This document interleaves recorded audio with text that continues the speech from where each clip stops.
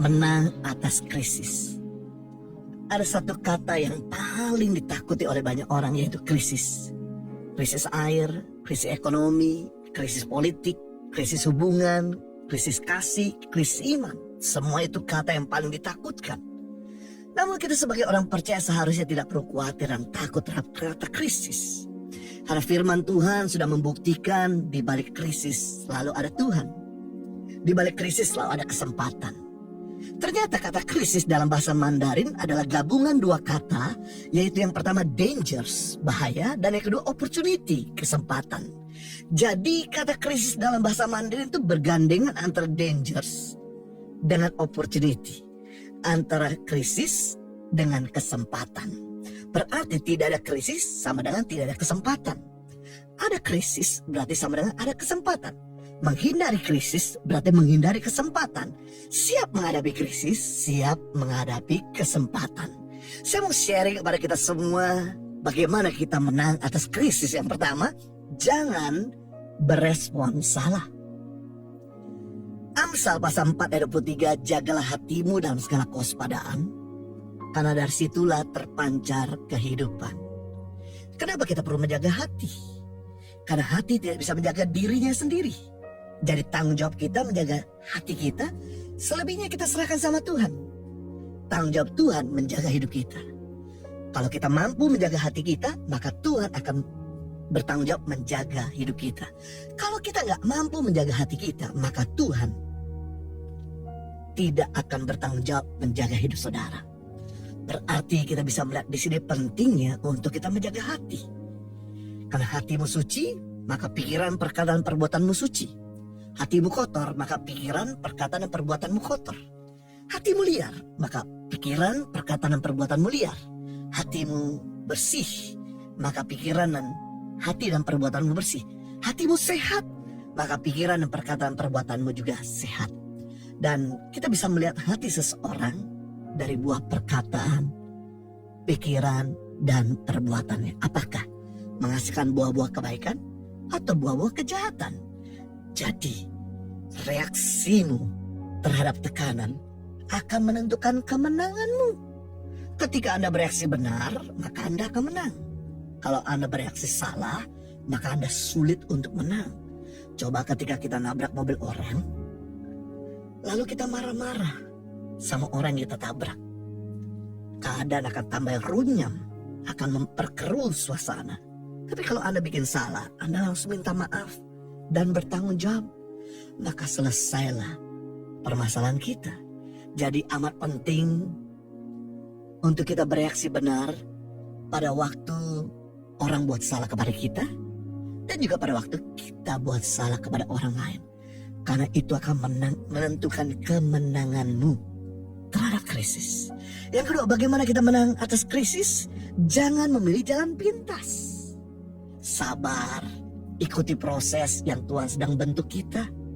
Matius pasal 7 ayat 13 dan 14, masuklah melalui pintu yang sesak itu. Karena lebarlah pintu dan luaslah jalan yang menuju kepada kebinasaan, dan banyak orang yang masuk melaluinya. Karena sesaklah pintu dan sempitlah jalan yang menuju kepada kehidupan, sedikit orang yang mendapatinya. Wow, semua orang suka dengan namanya hasil, tapi gak suka dengan namanya proses. Padahal tanpa proses matang kita tidak akan dapatkan hasil yang sempurna. Tuhan Yesus meminta kita di dalam Matius pasal yang ke-7 ini, ayat 13-14, untuk kita mengambil pintu yang sempit, jalan yang tidak populer, yang ujungnya menuju kepada kemenangan atau kehidupan. Begitu kita mengambil jalan lebar atau nyaman, ujungnya menuju kepada penyesalan. Pepatah mengajarkan bersusah-susah dahulu baru bersenang-senang kemudian. Janganlah kita memilih jalan pintas saat mengalami krisis, supaya jangan makin panjang krisismu. Bercerai bukanlah jalan terbaik untuk keluargamu. Bertengkar bukanlah jalan yang indah dalam hubunganmu. Bunuh diri bukanlah jalan Tuhan untuk menyelesaikan persoalanmu. Serakah bukanlah jalan yang benar untuk menuju kepada kekayaan. Semua yang baik ada tahapannya. Semua yang indah ada prosesnya. Oleh sebab itu, janganlah kita cepat-cepat mengambil keputusan.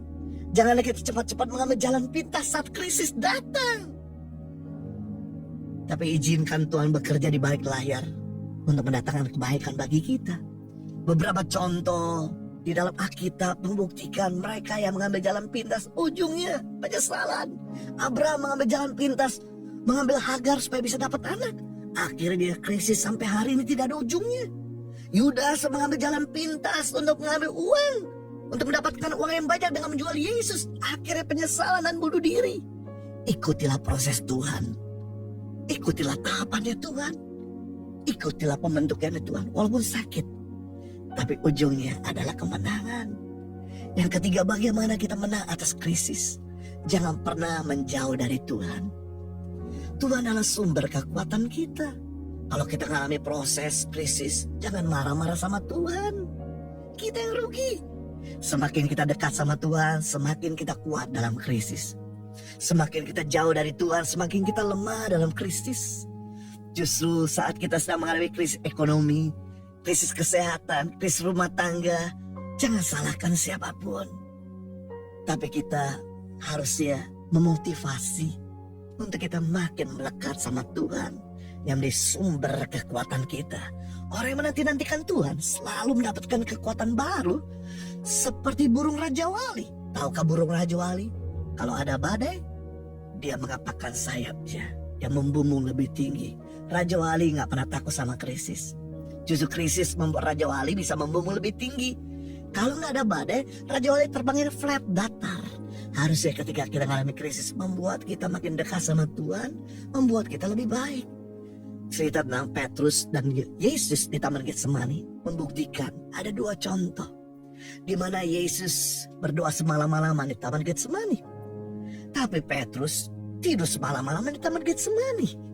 Apa yang terjadi ketika Yesus ditangkap? Yesus diludahi, Yesus dipukul, Yesus dianiaya, Yesus dipecut, Yesus dipaku, Yesus tombak. Tidak ada perkataan sia-sia yang keluar dari mulut bibir Yesus, melainkan perkataan agung dan mulia, Bapa ampuni mereka, karena mereka nggak tahu apa yang mereka perbuat. Sebaliknya Petrus yang tidur semalam-malaman di Taman Getsemani, ketika Yesus ditangkap, dia nggak bisa kendalikan emosinya. Dia langsung meledak sumbu pendek. Dia langsung ambil pedang dan dia bacok telinga daripada salah satu hamba daripada imam besar. Memperkeruh suasana, membuktikan orang ketika menghadapi krisis perlu dekat sama Tuhan supaya tenang menghadapi persoalan yang lebih besar di depannya. Tapi kalau kita tidak pernah dekat sama Tuhan saat menghadapi krisis, justru membuat kita makin memperkeruh persoalan yang sedang kita hadapi. Saya berdoa dan saya rindu setiap kita untuk tetap selalu dekat sama Tuhan. Jangan mengambil jalan pintas dan ikuti proses Tuhan.